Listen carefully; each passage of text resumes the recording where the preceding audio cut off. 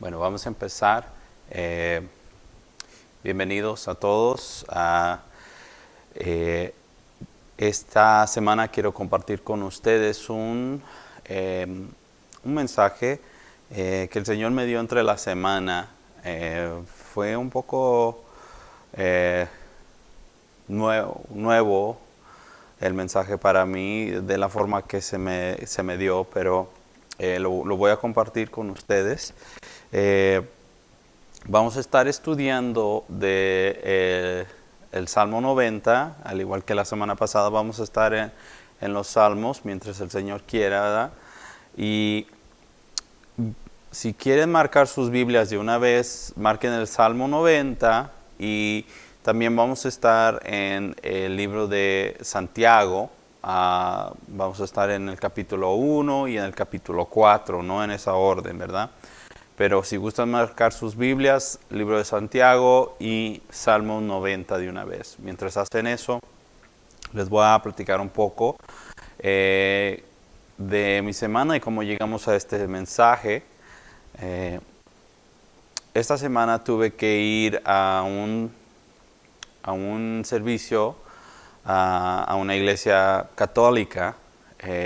Una amiga mía falleció. Era un servicio de celebración de vida, ¿verdad? Y pues fuimos yo y mi esposa y estuvimos sentados allí y el sacerdote empezó a hablar acerca de ella y su sermón, ¿verdad? Lo que iba a hablar.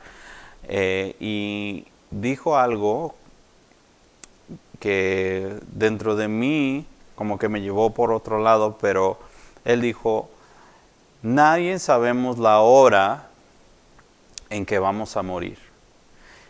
De inmediato cuando él dijo nadie sabemos la hora, mi mente se fue a la Biblia y dice: nadie sabemos la hora en cuándo va a regresar el Señor, ¿verdad?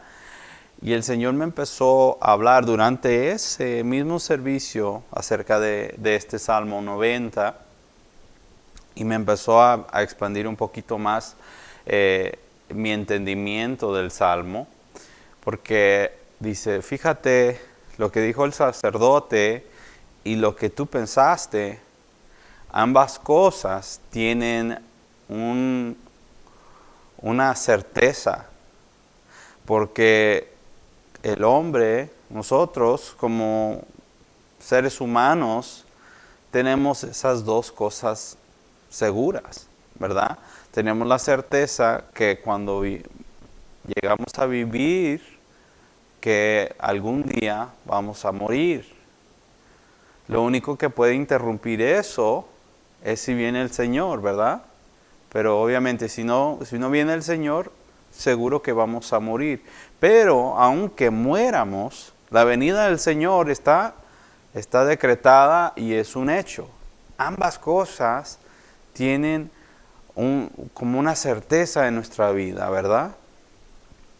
Y eso me empezó a dar un nuevo entendimiento acerca de lo que es el Salmo 90. Ahora, antes de que entremos al Salmo, quiero hablar un poquito del proceso, ¿verdad? De cómo el Señor me trajo aquí a este entendimiento, porque siento que entendiendo el proceso vamos a poder llegar al mismo punto al mismo tiempo, ¿verdad?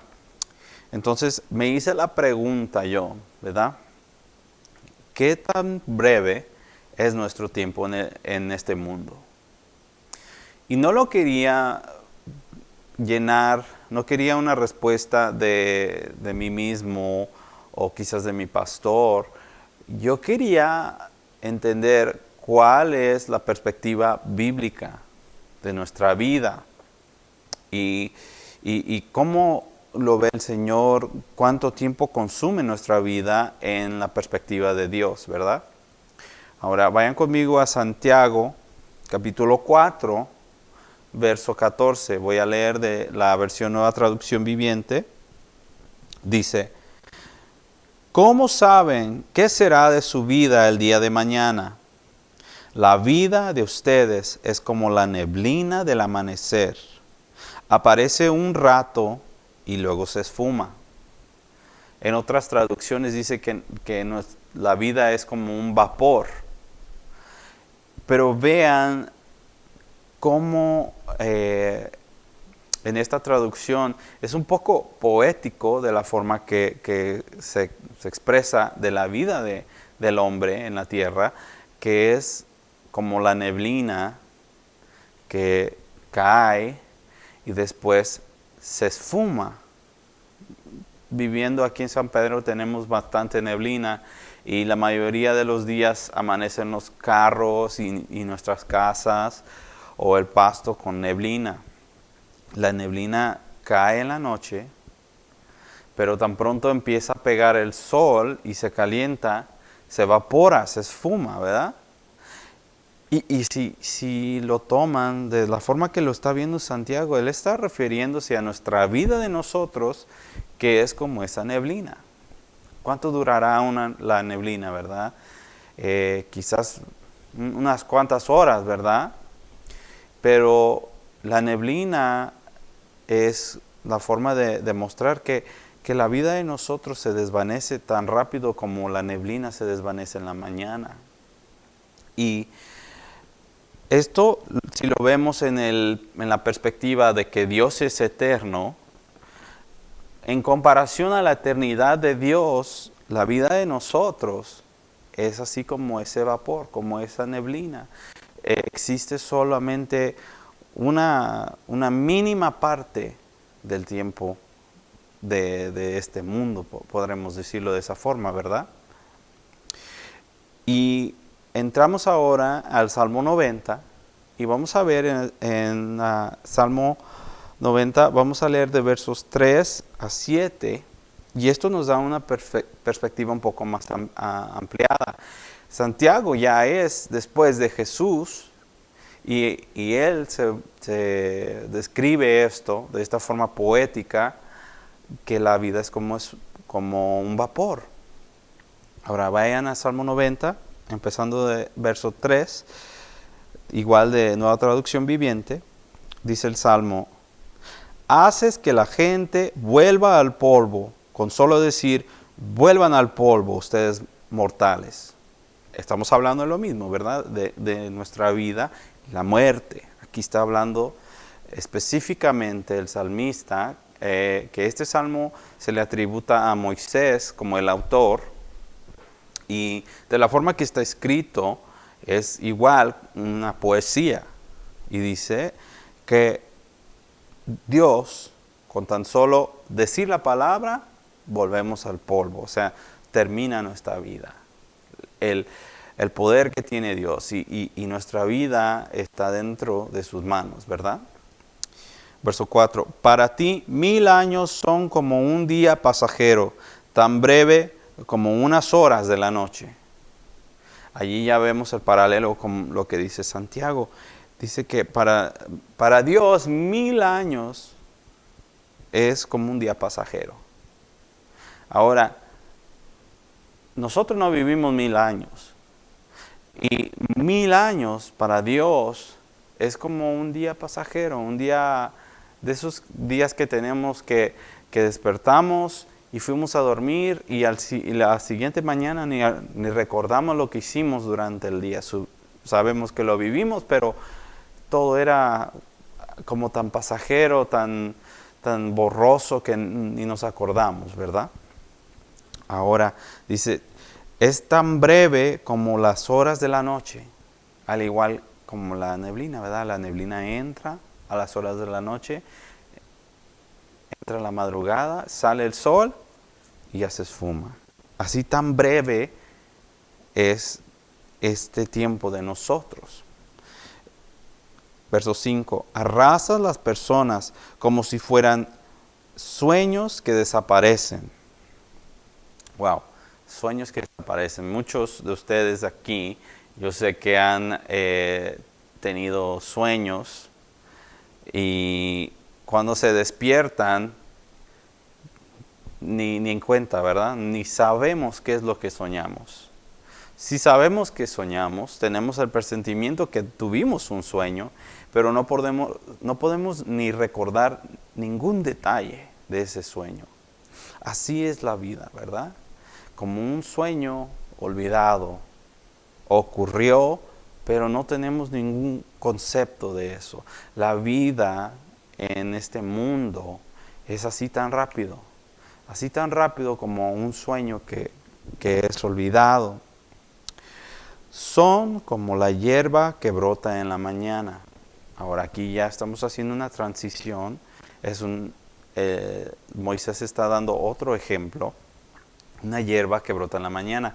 No es una hierba necesariamente una semilla que cae al suelo y brota en un día. Todos sabemos que lleva un proceso, pero igual quiero que vean que esto es una planta que brota, dice, y brota por la mañana.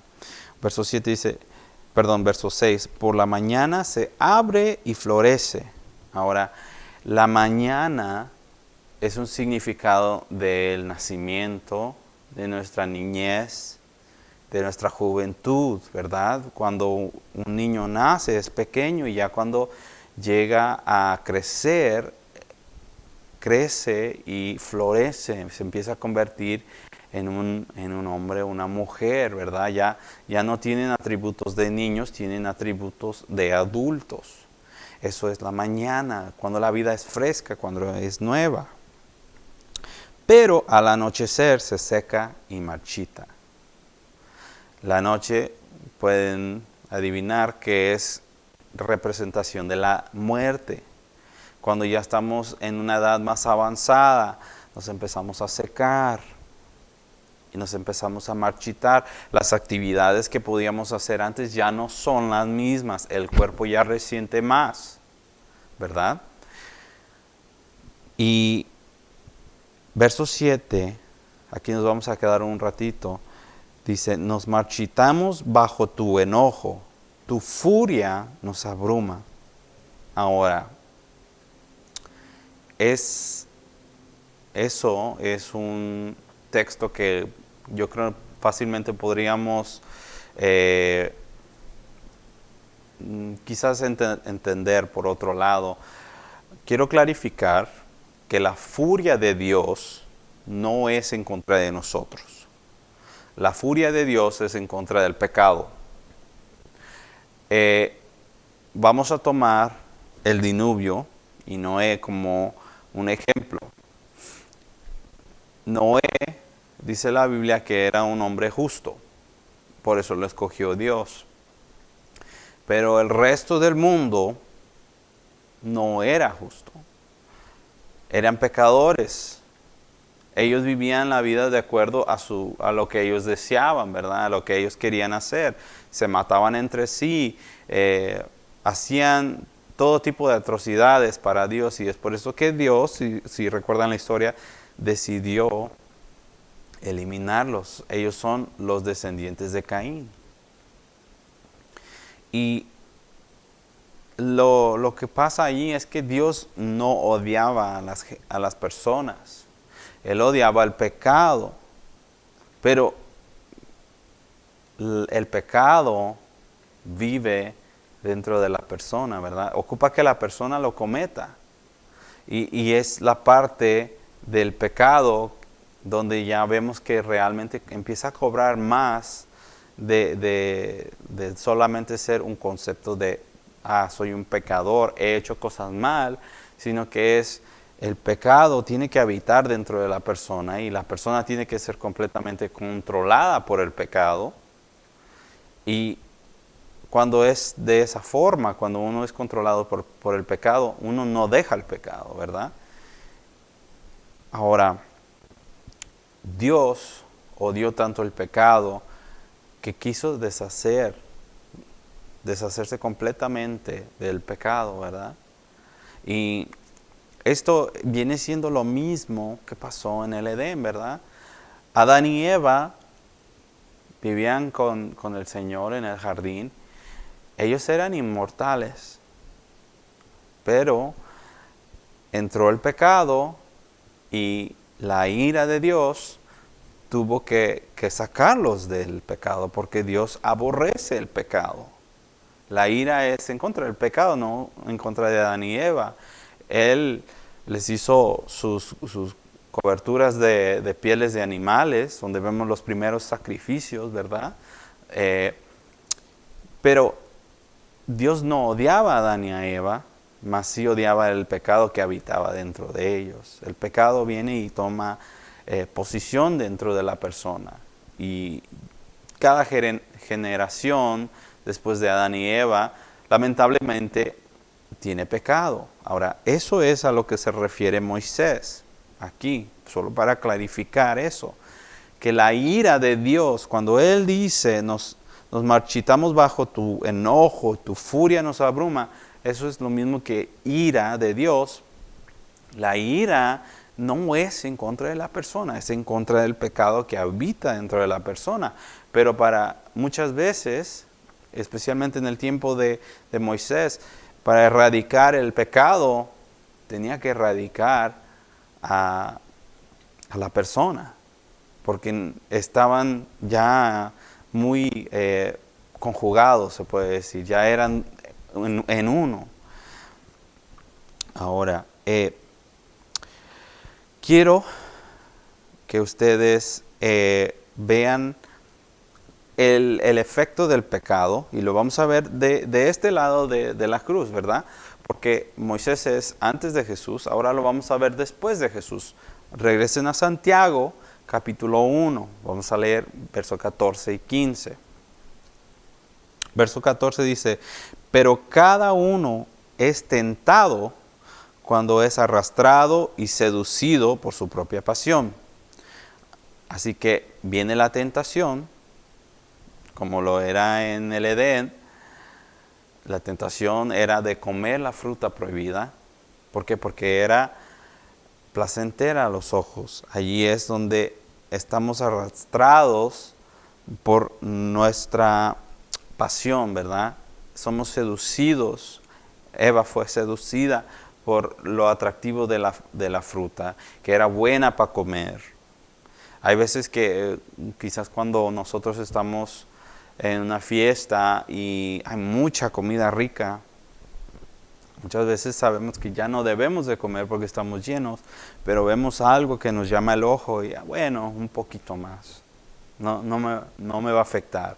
Y ya después, cuando uno está con el malestar del estómago, es cuando realmente se arrepiente y ya ve las consecuencias. Pero al igual, la tentación está allí y nuestros deseos nos seducen, ¿verdad? Y nosotros vamos y nos dejamos llevar por nuestra pasión o nuestro deseo.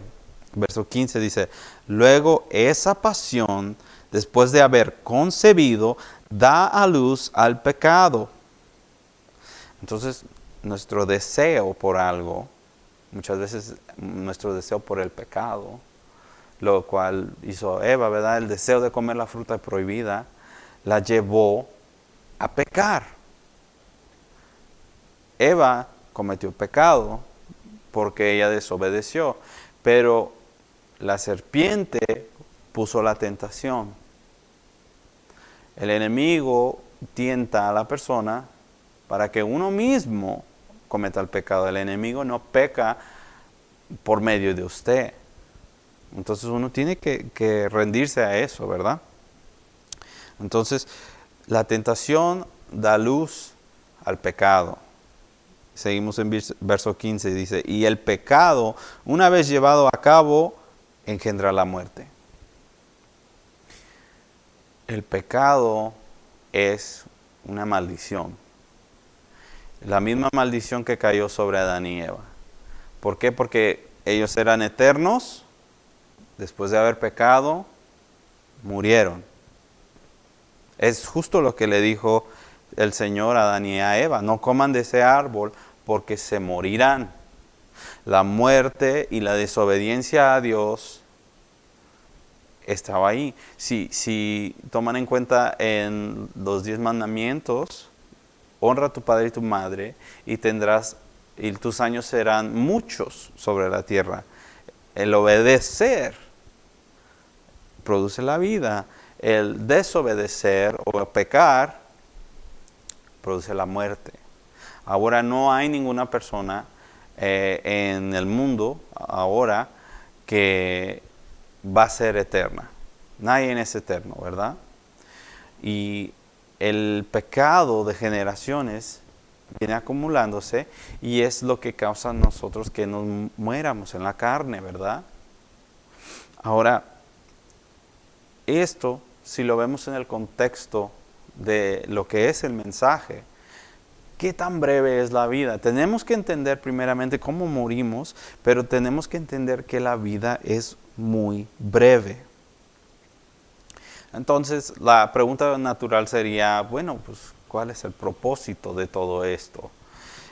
Salmos 90, verso 12, dice, enséñanos a entender la brevedad de la vida para que crezcamos en sabiduría. Tenemos que crecer en sabiduría. La palabra sabiduría, yo busqué una definición con un contexto bíblico para que nosotros podamos entender a qué se refiere la Biblia cuando habla de sabiduría. La definición que encontré dice, la sabiduría se desarrolla con el tiempo a partir de las experiencias propias y ajenas y de la observancia y reflexión sobre la vida. Aquí entramos, ¿verdad? La sabiduría es un proceso. Nadie nace con sabiduría. Por eso tenemos que cuidar tan de cerca a nuestros hijos, porque no tienen la sabiduría de qué es peligroso y no peligroso. Durante el tiempo ya van entendiendo, pero entienden porque nosotros les decimos por medio de nuestras propias experiencias o, como dice mi mamá, aprenden a la mala, ¿verdad? Tienen que sufrirlo para entender que eso no es bueno. Y esto viene formando la sabiduría, ¿verdad? Tenemos lo que nos dicen las personas mayores que nosotros, mira, no hagas esto, o ¿por qué no lo haces de esta forma? Yo cuando tenía tu edad hice X, ¿verdad? Pero sabiendo lo que sé ahora, lo hubiera hecho de esta forma.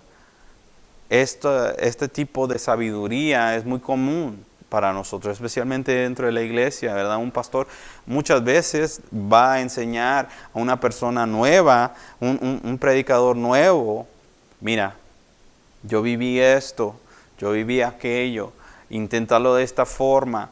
¿Por qué? Porque nosotros, por medio de la sabiduría, es como podemos avanzar. La sabiduría de mi padre, durante lo que él vivió, y lo que está viviendo me lo inculca a mí para que yo no haga el mismo error, sino que voy a elevar. No quiere decir que no voy a cometer errores, pero esos errores van a quedar como sabiduría para mí. La conjugo con lo que me enseñó mi papá, se la doy a mi hijo. Así venimos, ¿verdad? Y dice que es por medio de la observación y reflexión sobre la vida. Aquí conectamos con el Salmo 90, verso 12. Moisés dice que enséñanos a entender de la vida, la brevedad de la vida, perdón, para que crezcamos en sabiduría. Si yo entiendo que mis años sobre la tierra son como un instante, un vapor, como una flor que nace, brota y se marchita, mi perspectiva va a ser diferente. Pero si yo creo de una forma errónea que mi vida es eterna o, bueno, todavía me faltan 100 años a mí o 70, 80, los años que uno quiera, ¿verdad? Uno no va a entrar en sabiduría. ¿Por qué? Porque cuando una persona entra en esa perspectiva de que la vida es bien pequeña y es de un instante, las prioridades de uno empiezan a cambiar. Y en el contexto de nosotros como la iglesia, sabiendo aún que la vida es corta, tenemos que entrar en una sabiduría de qué es lo que está queriendo hacer el Señor. Seguimos en el Salmo 90, verso 13, dice Moisés: oh Señor, vuelve a nosotros. ¿Hasta cuándo tardarás? Compadécete de tus siervos. Entonces, estamos conectando con la certeza que teníamos al principio, ¿verdad? Tenemos la certeza que el Señor va a venir. En el verso 12 estamos hablando de sabiduría porque reconocemos que nuestro tiempo es breve. Y dice, regresa, oh Señor. ¿Hasta cuándo tardarás? Nosotros estamos esperando a Jesús. Estamos esperando el regreso de Jesús. Y eso quedaría como la primera prioridad. Nosotros siempre como iglesia tenemos que tener la sabiduría de estar siempre conscientes que estamos esperando que regrese Jesús. ¿Y qué es lo que debe hacer una persona consciente de que viene Jesús? Se tiene que preparar. Se tiene que preparar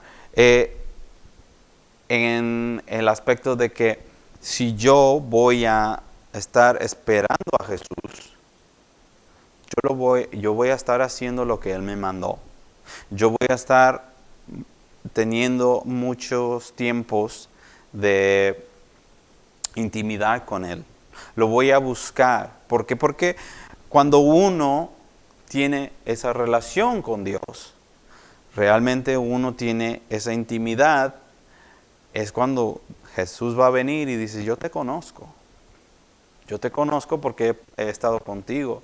Porque hay algunos que van a llegar frente a Él y decirle, Señor, no echamos fuera demonios en tu nombre. Hicimos milagros, sanamos a los enfermos, todo en tu nombre. Y Jesús les va a decir, vete de aquí, yo no te conozco. Estar preparados, ¿verdad? Porque nosotros debemos de estar obrando y haciendo las cosas que Jesús nos pidió, ¿verdad? Y también tenemos que hacer lo posible para preparar a los demás. Preparar dentro de la iglesia, pero también preparar a la gente que no conoce al Señor, ¿verdad?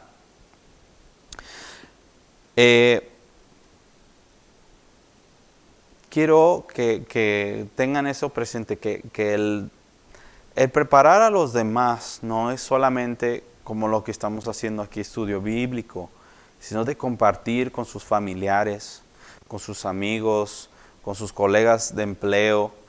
Nosotros sabemos que nuestra vida es corta y que Jesús viene en cualquier instante porque estamos en los últimos días. Pero nosotros no debemos de solamente cruzar los brazos y decir, yo estoy listo, Señor. Debemos de preparar a los demás, debemos de preparar a nuestra familia y ser esa voz constante, decir, ¿sabes qué? Quiero platicarte del Señor. ¿Por qué es importante? Porque tú no sabes cuándo vas a morir. Y el día que tú mueras, ¿qué va a ser de ti? ¿Qué vas a presentar hacia el Señor?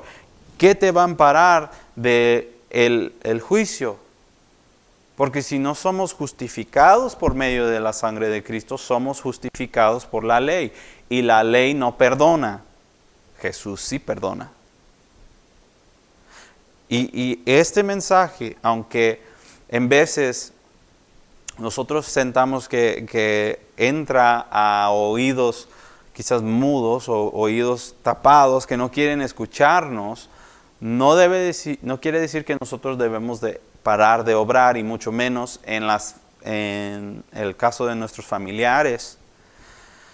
Porque cuando nosotros hablamos el Evangelio, hay veces que pensamos que nuestras palabras son las que van a penetrar su corazón, porque somos nosotros los familiares. Recuerden que Jesús, dentro de su pueblo natal de Nazaret, fue rechazado por la gente. No quisieron oírlo, porque lo conocían. Pero Jesús sembró semilla allí. sembró semilla de fe en los corazones, porque estoy plenamente seguro que cuando Él murió en la cruz, hubo muchos en Nazaret que tuvieron ese momento donde dijeron, wow, no mentía, realmente Jesús es el Hijo de Dios. Igual, nosotros cuando hablamos el Evangelio, compartimos el Evangelio con nuestra familia, estamos sembrando semilla, pero quizás a nosotros no nos toca cosechar esa semilla, solamente sembrarla, solamente sembrar la semilla de fe. Y viene otro hermano que también está haciendo la misma labor de preparar a otros, quizás es el colega de ellos, o puede ser un hermano que esté predicando en la calle. Alguien los va a encontrar, porque el Señor los está buscando a ellos. Y a Él le va a tocar regar. Y quizás a Él le vaya a tocar la cosecha o a otra persona. Pero nosotros debemos de seguir sembrando semillas de fe, hablando la palabra. La palabra es lo que transforma a las personas.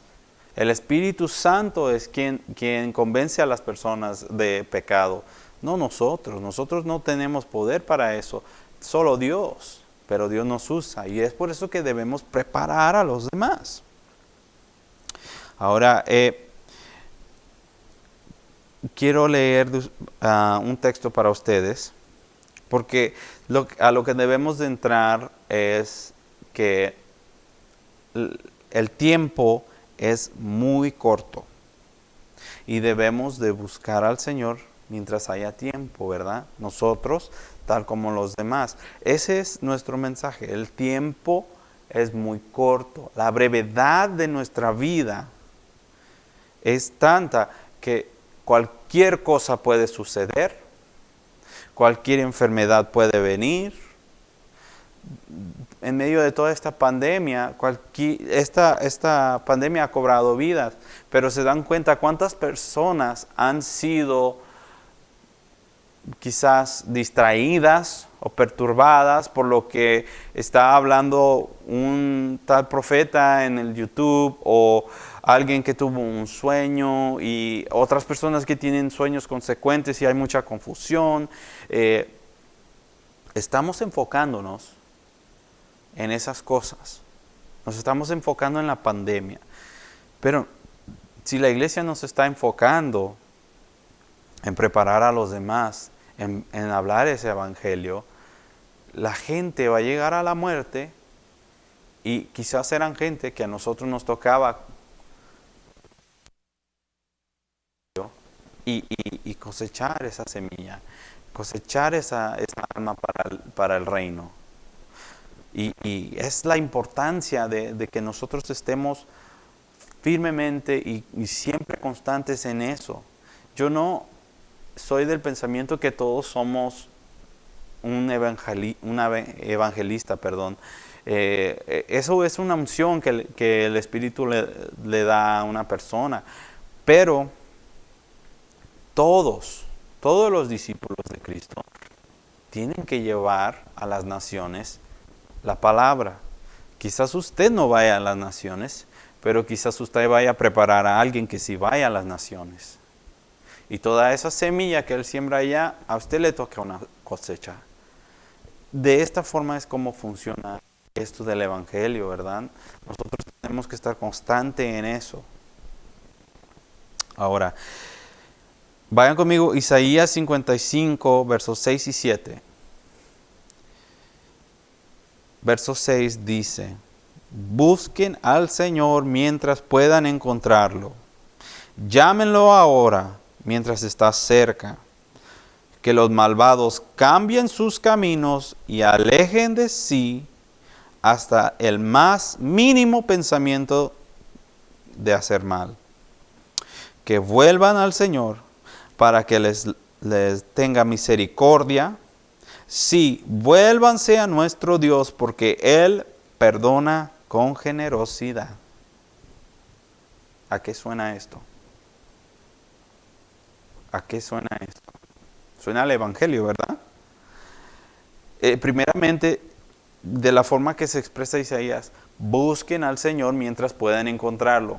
Nuestra vida es tan corta, nuestro tiempo en este mundo es tan mínimo, el tiempo que tenemos para obrar para el reino es tan pequeño que constantemente debemos de estar hablándole a las personas. Busquen al Señor mientras haya tiempo. Si tú no te mueres, viene el Señor. O igual si te mueres y mueres en pecado, va a venir el Señor y te va a juzgar. Lo más terrible para las personas debería de ser pararse frente al Señor en el día del juicio y no tener con qué protegerse, no tener ningún amparo, no tener la sangre de Cristo sobre sus vidas. Eso es lo más terrible. Y este mundo en el que vivimos no valora el Evangelio, lo cual lo hace mucho más difícil, ¿verdad? Pero el Evangelio es para que todos lo escuchen, pero no, lamentablemente no es para que todos lo acepten. Es una decisión personal. Si una persona no quiere aceptar a Cristo, aunque usted sea el predicador más elocuente, más dinámico, quizás más entretenido, de lo que sea, su capacidad para transmitir el Evangelio no lo va a convencer a esa persona, porque ellos ya decidieron en su corazón que no lo quieren, no quieren al Señor.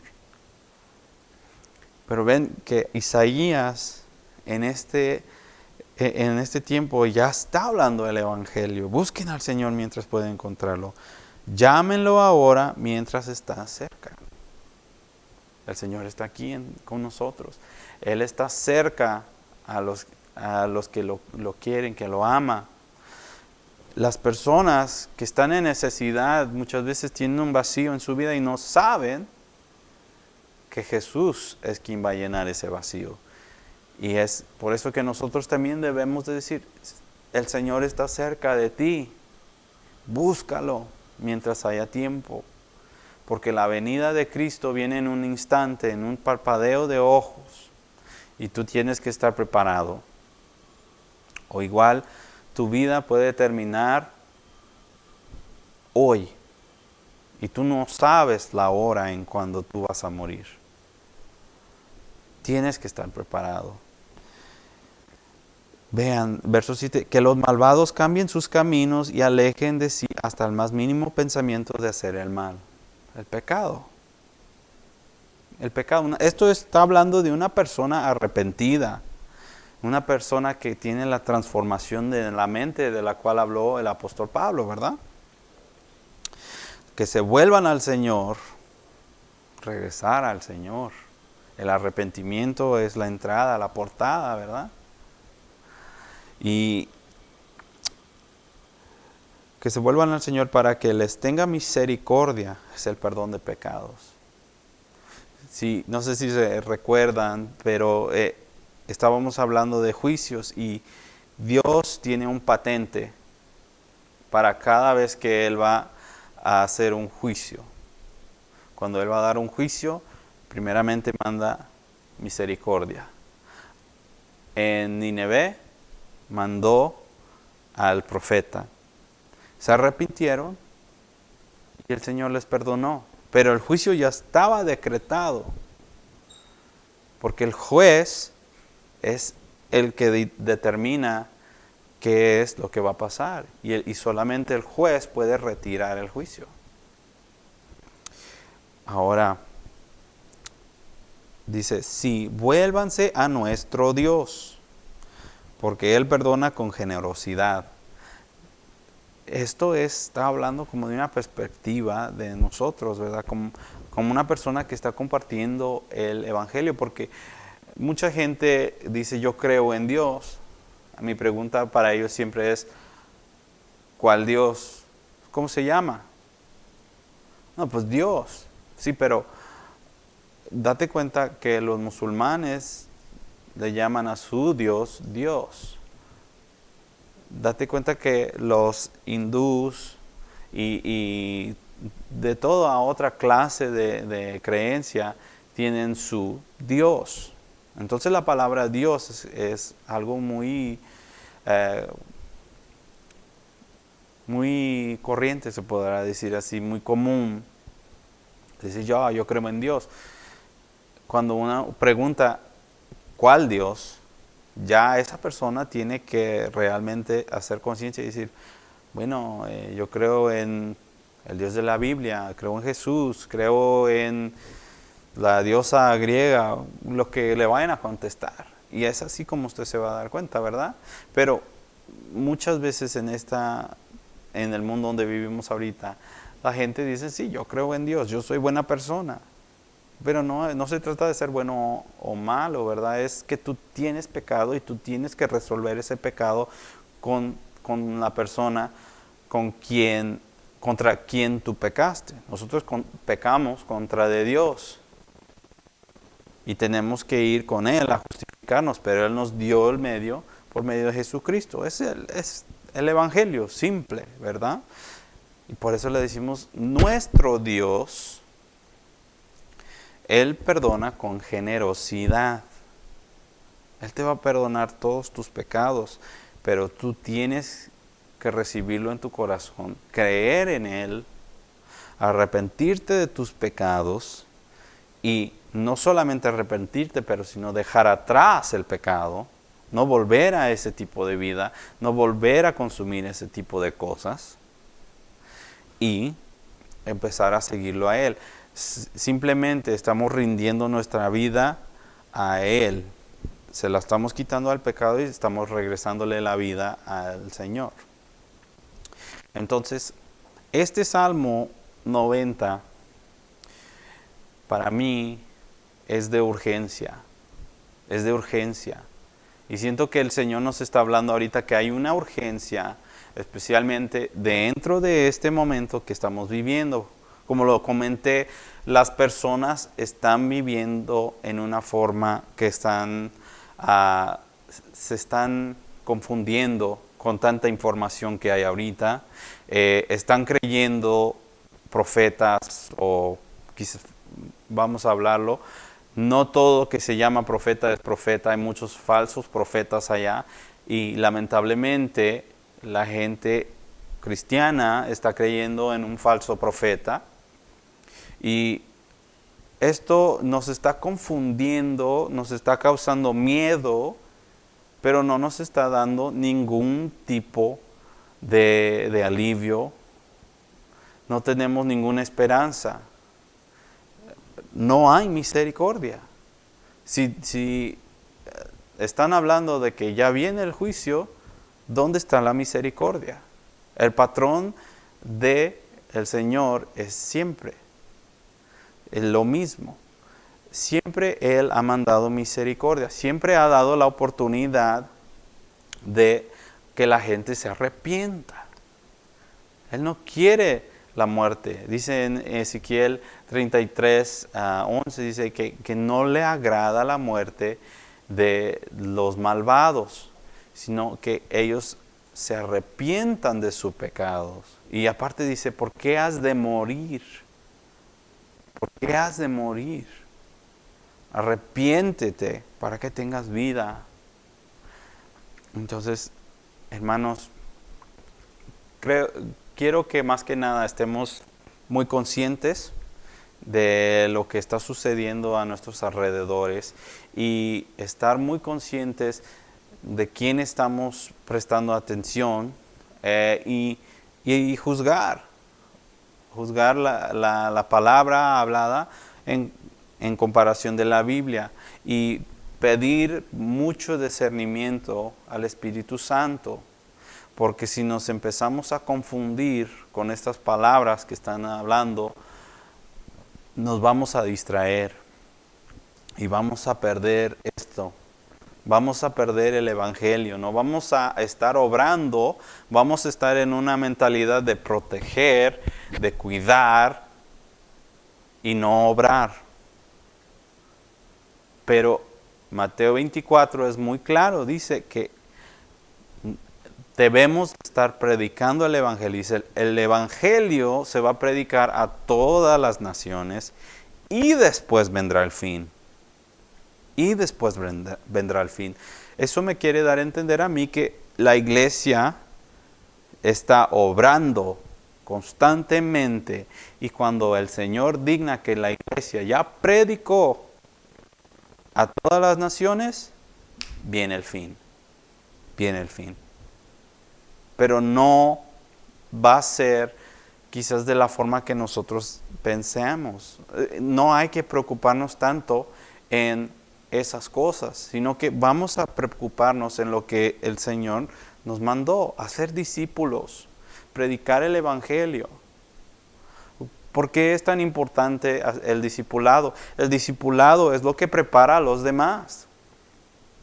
Si nuestra vida es tan corta, si yo no preparo a nadie, quizás es una generación que se pierde.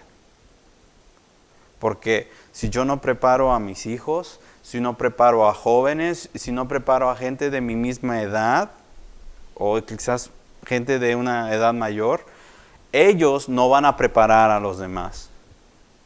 Y puede ser una o múltiples generaciones que se van a perder para el reino. Esto es la importancia del Evangelio. El Evangelio ha sobrevivido más de 2000 años hasta este punto, porque la gente ha seguido lo que dice Jesús. Pero si llega la iglesia a dejar de obrar, ¿cuántas generaciones se van a perder? Entonces, hermanos, los dejo con eso. Con eso hay que ver la brevedad de nuestra vida y poner en prioridad las cosas del Señor. Y estar constante en lo que Él nos ha mandado. No hay que ser misionero para predicar el Evangelio. No hay que ser evangelista para compartir a Jesús. Compártalo en el lugar donde usted está parado, en cualquier momento. El Señor le va a abrir puertas y usted sea obediente. Es todo. La muerte es algo que no sabemos. Cuando regresa el Señor es algo que no sabemos. No tenemos fecha para ninguna de esas cosas. Eso nos debe de inculcar urgencia. Urgencia para servir al Señor. Bueno, hermanos, muchas gracias por su atención. De nuevo estoy creyendo que vamos a tener una semana de mucho éxito, de concentración y de bendición y testimonio. Y para los que me ven en internet, por favor, vayan a nuestra página web. En la portada, en el menú hay CCC en español. Ahí está mi correo electrónico. Si gustan ponerse en contacto conmigo, por ese medio lo podrían hacer. Mándenme sus testimonios por correo electrónico para compartirlos aquí, para empezar a hacer ese frente contra el enemigo, ¿verdad? La palabra nos dice que con eso nosotros somos victoriosos contra el enemigo por la sangre del Cordero y por la palabra de nuestro testimonio. Bueno, hermanos, que Dios les bendiga mucho y que les bendiga durante su semana. Y un gusto verlos y espero verlos de nuevo el próximo domingo a la 1:30. Adiós.